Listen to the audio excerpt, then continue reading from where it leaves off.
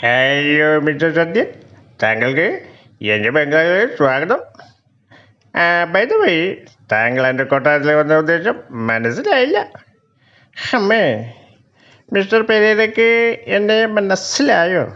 ഞാൻ സത്യൻ. ഇവിടെ വന്നതിൻ്റെ ഉദ്ദേശം താങ്കളുടെ കൊട്ടാരത്തിൽ മുതലക്കുഞ്ഞുങ്ങളെ വിൽക്കാനുണ്ടെന്ന് പത്രത്തിൽ കണ്ടു.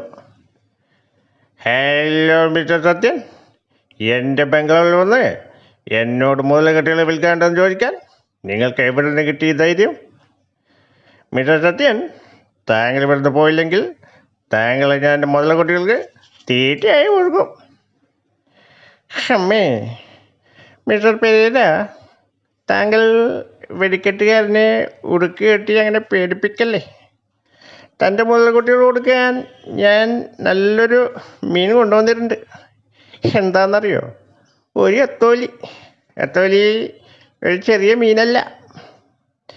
എൻ്റെ കൊട്ടാരത്തിൽ വന്ന് എൻ്റെ വില വിളിച്ചാൽ അതിൻ്റെ അനുഭവം നിങ്ങൾക്കറിയുമോ? ഓ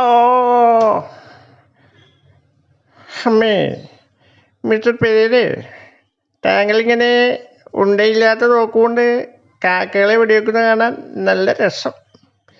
അമ്മേ,